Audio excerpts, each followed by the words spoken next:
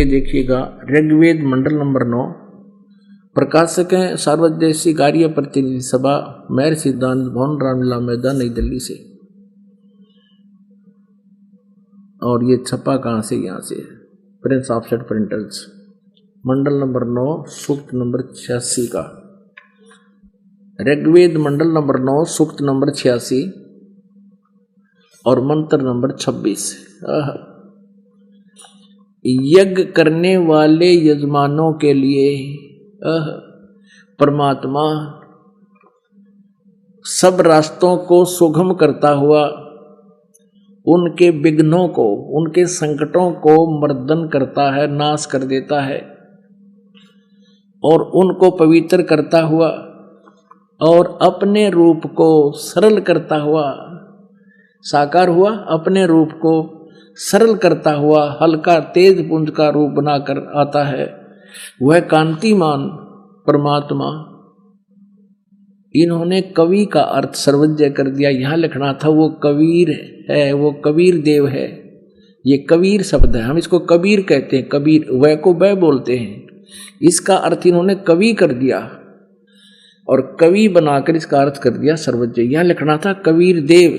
इन्हीं के शब्दों में पुण्यात्माओं, परमात्मा ने आपका जो जन्म अब दिया है मनुष्य का, स्त्री या पुरुष का, धन्य आपके माता पिता को जिनसे जन्म हुआ, क्योंकि अब हम परमात्मा को आसानी से पहचान सकते हैं। हम शिक्षित हैं और इन अज्ञानियों ने जो अनर्थ कर रखे हैं उनको हम आसानी से समझ जाएंगे कि यहाँ इन्होंने गड़बड़ कर दी जानबूझ के।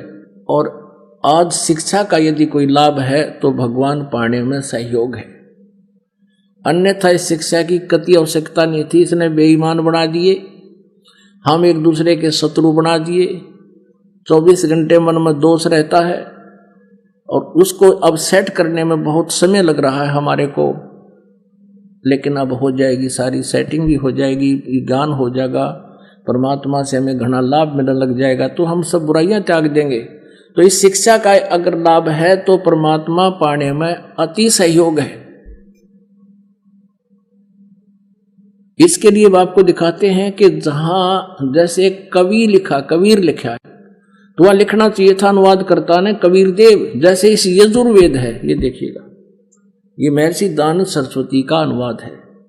ये एक यजुर्वेद पुस्तक है, इसके ऊपर रह लगा है। यहां अगर 2 अपसर्ग लगा दी जाए तो भी ये यजु, अगर ये अकेला शब्द भी कहीं पर है, ये वेद ना लिखा हो, तो भी इसकी महिमा कहीं हो रही हो, तो हमने यजुर्वेद लिखना पड़ेगा।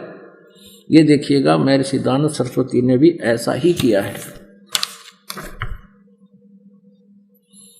प्रकाशक हैं सार्वदेशिक आर्य प्रतिनिधि सभा, 2/5, महर्षि दानव भवन, रामलीला मैदान, नई दिल्ली से।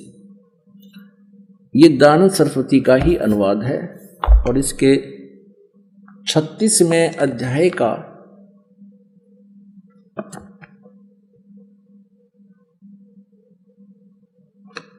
ये देखो,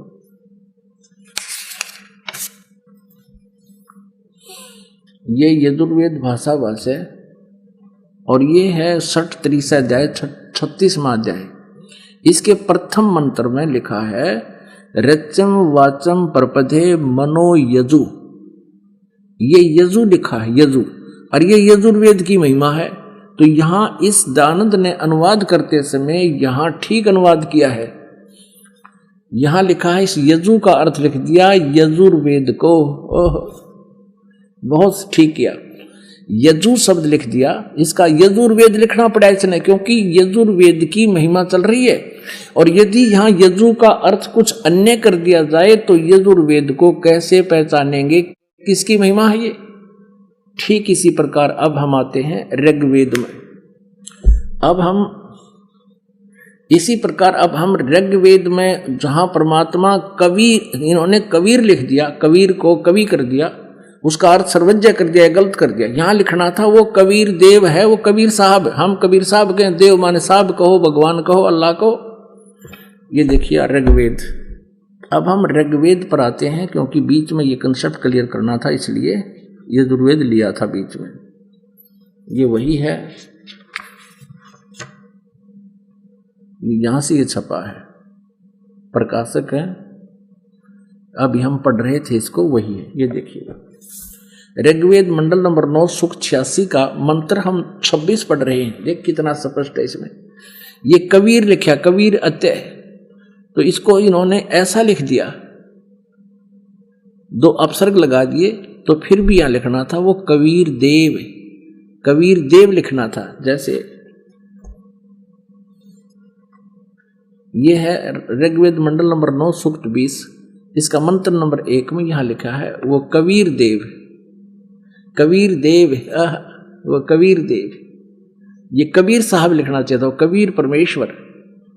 तो यहां केवल कबीर लिखा है, तो भी ये कबीर देव ही लिखना पड़ेगा।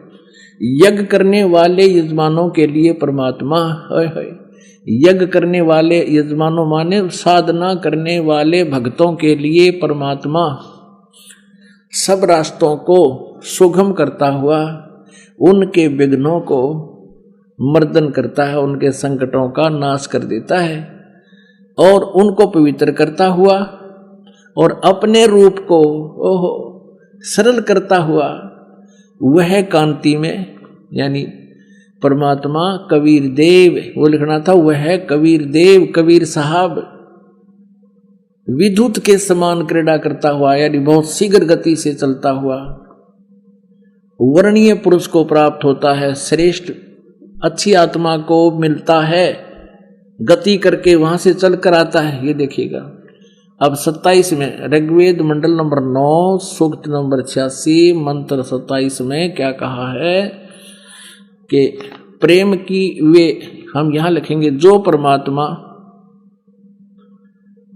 प्रकाश पुंज परमात्मा, फिर यहां लिखेंगे जो परमात्मा झूलोक के तीसरे पृष्ठ पर विराजमान है, एक देशीय है, एक स्थान पर रहता है। झूलोक के, उस तेजो में लोक के, सतलोक के तीसरे पृष्ठ पर विराजमान है, वो प्रकाश रूप है। यानी एक देशीय हुआ वो परमात्मा ऊपर झूलोक के, यानी उस सतलोक के तीसरे पृष्ठ पर, तीसरे स्थान पर विराजमान है, एक देशीय हुआ। आगे देखो, अब आपको दिखाते हैं ऋग्वेद मंडल नंबर 9 सूक्त नंबर 82 और मंत्र 1 2 3 में। ये देखिएगा, ऋग्वेद मंडल नंबर 9 सूक्त नंबर 82 और यहां आते हैं मंत्र नंबर 1। देखना कितना स्पष्ट लिखा है कि जो सर्वो उत्पादक प्रभु, यानी सबकी उत्पत्ति करने वाला प्रकाश रूप, अरुष माने वो साकार परमात्मा, सद्गुणों की वृष्टि करने वाला, हरि माने पापों का हरण करने वाला। अयुदानंद मठ कह रहा था मेरा पाप नाश नहीं करता, या फिर लिख रहे हैं पापों का हरण करने वाला, पापों का नाश करने वाला, वह राजेव, राजा के समान। ये देखना, हम 269 यानी 269 पर यहां पर लिखा है कि वो राजेव, राजा के समान। इसका शेष है 270 पे, ये है शेष 270 पे। ऋग्वेद मंडल नंबर 9 सूक्त 82 का मंत्र हम 1 पढ़ रहे हैं, 270 पे।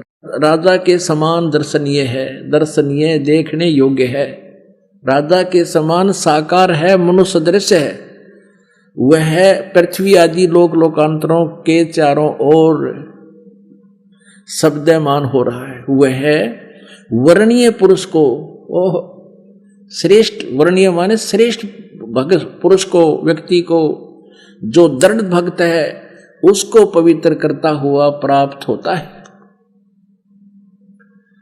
जिस प्रकार विद्युत स्नेह वाले स्थानों को आधार बनाकर प्राप्त होता है,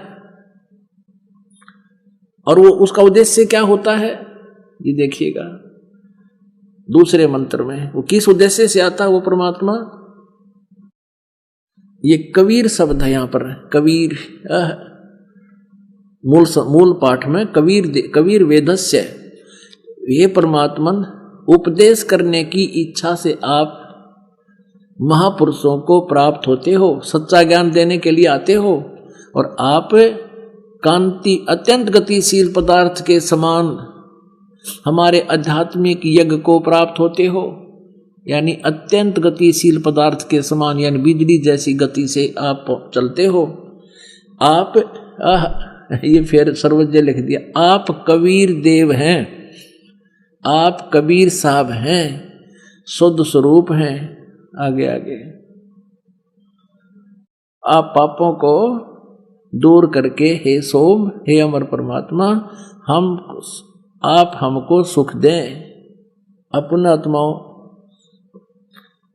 इसमें स्पष्ट कर दिया है कि वो परमात्मा राजा के समान देखने योग्य है। राजा तो मनुष्य जैसा ही होता होगा, और कौन सा वो पत्थर जैसा होता है। और वो स्पष्ट कर दिया है कि वो परमात्मा तीसरे धाम में रहता है, और वहां से गति करके आता है, अच्छी श्रेष्ठ आत्माओं को मिलता है और उनको तत्व ज्ञान से परिचित कराता है। वो किस किस को मिला? हम सुल्तानी नानक तारे दादू को उपदेश दिया, जात जुलाहा भेद न पाया, काशी मोहे कबीर हुआ। वो परमात्मा किन किन अच्छी आत्माओं को मिले? आदरणीय धर्मदास साहिब जी को मिले, आदरणीय मलुकदास साहिब जी को मिले, आदरणीय नानक साहिब जी को मिले।